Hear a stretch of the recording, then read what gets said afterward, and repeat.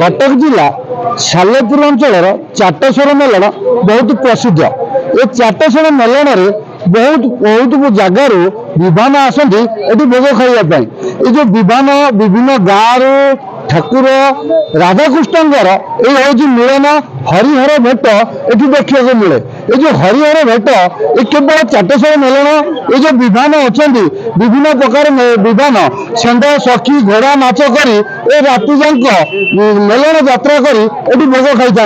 सीधा सड़क आम जा जो चाटेश्वर जो कर्मकर्ता अच्छा सीधा सड़क बुझा केमी जो चाटेश्वर मेलन होता आगे केते ठाकुर आसुले केते ठाकुर आसुँच। ये जो अबीर बंटा जाऊँगी ठाकुर जो भक्त मैंने अबीर पकाउं ये कौन पका जाए।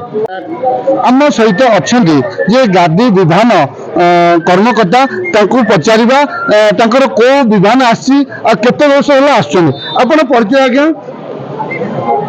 मुझे आमर मोहनापुर 1 नंबर विमानर आमर मालिक आउ अन्य माने सब कर्मकर्ता अच्छा घर को जाइए से गाधुआ पाधुआ सारिक आसवे। वर्ष है विमान नहीं आसुँच यही विमान आम पिला दिन देखुचु।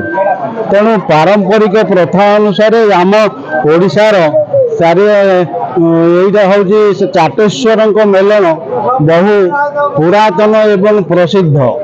समस्ते एठिकी विमान आगुरी 50 विमान आसूला किंतु ये छोटिया जगह भितर रोषणी एवं आतशबाजी सब फुटिया द्वारा बहुत क्षय क्षति है। लोक मैंने सब असुविधा है से मैंने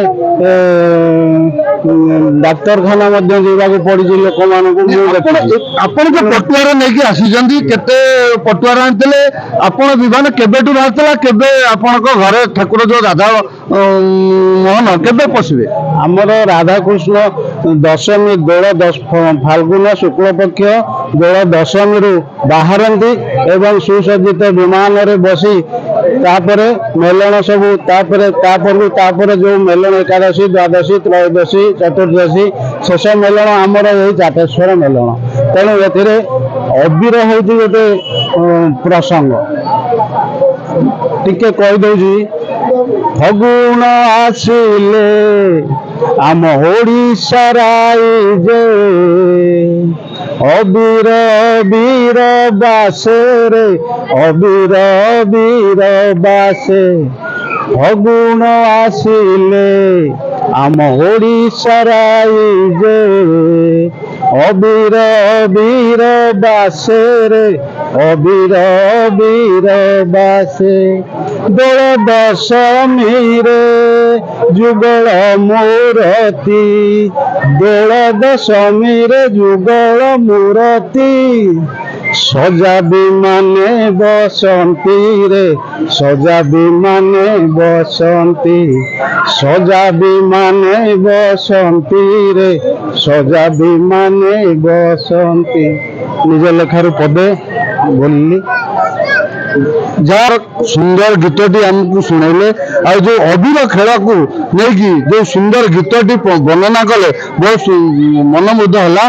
रंजनी भूया मु जने साहित्यिक यही मंदिर परिचालना कमिटी सदस्य जने आम शुणुचु चाटेश्वर मेलन सालेपुर बहुत प्रसिद्ध मेलन आगे केते ठाकुर आसुले केते ठाकुर आसुछन मुझे पिला बेलू शुणी आगुरी प्राय 50 रु ऊर्ध्व ठाकुर आसुले वर्तमान काली सुधा आमर 32 ठाकुर आमर आसुचंती आमर तांकर हिसाब अछि से माने प्रशासन करी आसन।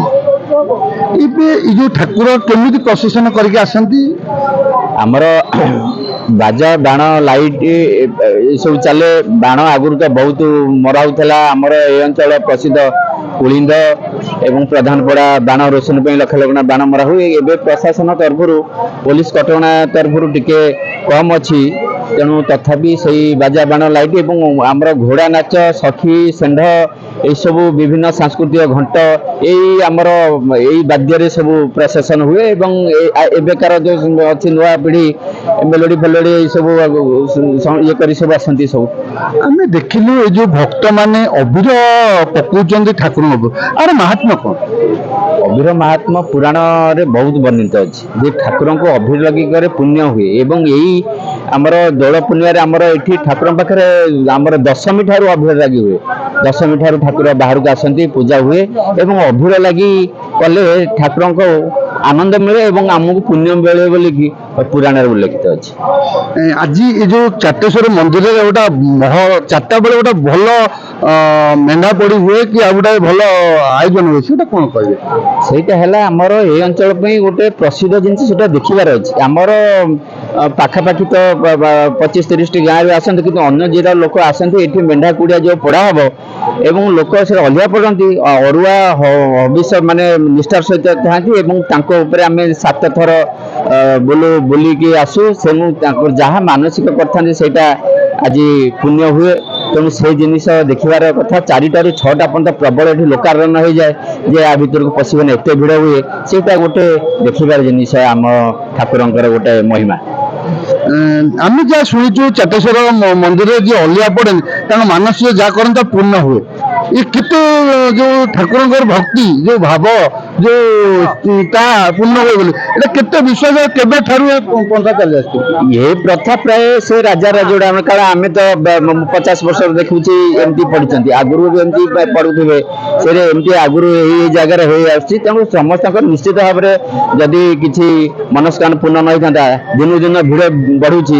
ଆଗେ 200-300 ମୁଁ ଦେଖି ଆସିଥିଲି, ବର୍ତ୍ତମାନ ତ 1000 ଉପରେ ଅଲିଆ ପଡୁଛନ୍ତି। ନିଶ୍ଚିତ ଭାବରେ ଫଳ ହଉଛି। ନିଶ୍ଚିନ୍ତ ଦେଖୁଥିଲେ ଯାହା କହୁଥିଲେ ଯେ ଏଇ ଯୋଉ ଅଲିଆ ପଡିବା ମହାତ୍ମା ଯୋଉ ମାନସିକ କରନ୍ତି ତା ପୂର୍ଣ୍ଣ ହୁଏ ବୋଲି ବିଶ୍ୱାସ ଅଛି। ଦେଖୁଥିଲେ ଆମ ସହିତ ଜଣେ ଭକ୍ତ ଅଛନ୍ତି, ସୁଦୂର ଝାରସୁଗୁଡାରୁ ଆସିଛନ୍ତି। ସିଧାସଳଖ ପଚାରିବା ତାଙ୍କ ପରିଚୟ। ମ୍ୟାଡ଼ାମ ଆପଣଙ୍କ ପରିଚୟ? ନା ସ୍ନେହଲତା ସାହୁ, ମୁଁ ଆସିଛି ଝାରସୁଗୁଡ଼ା ବନ୍ଧୁଆଲୁ ଆସିଛି। ଆପଣଙ୍କ ବାପଘର କୋଉଠି? ସାଲେପୁର ରାଇସୁଗୁଡ଼ାରେ। ଆଜି ଯୋଉ ଝାରସୁଗୁଡାରୁ ଆସିଛନ୍ତି ଏତେ ବାଟ, କଣ ମାନସିକ ଥିଲା ଆଉ ଏଠି କଣ ଆଜି ପୂଜା କଲେ? ମାନସିକ ଥିଲା ଯେ ପୁଅ ହେଲେ ଆସିବି ବୋଲି, ଯାହା ମୋର ପୁଅ ହେଇଯାଇଛି, 2.5 ବର୍ଷର ହେଲାଣି। ସେଥିପାଇଁ ଆସିଛି ଭୋଗରାଗ କରି, ଆଉ ଅଲିଆ ବି ପଡ଼ିବି ଟିକେ ଠାକୁରଙ୍କ ପାଖରେ ଆସିଛି ଆଉ। ଏଇ ଯୋଉ ଚାଟେଶ୍ୱର ମେଲଣ ଆପଣ କେତେ ବର୍ଷ ହେଲା ଦେଖୁଛନ୍ତି?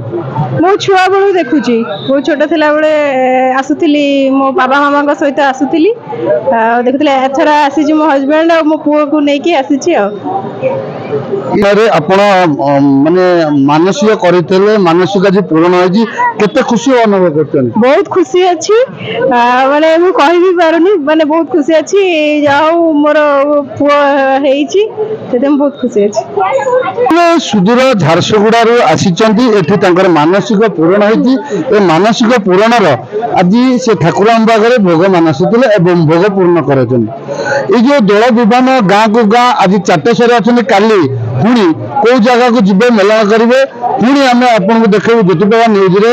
ଆଜି ଏ ଚାଟେଶ୍ୱର ମେଲଣରୁ ଆଜି ବିଦାୟ ନେଉଛି। ସାଲେପୁରରୁ ମହେଶ୍ୱର ବେହେରାଙ୍କ ରିପୋର୍ଟ, ଜ୍ୟୋତିପ୍ରଭା ନ୍ୟୁଜ।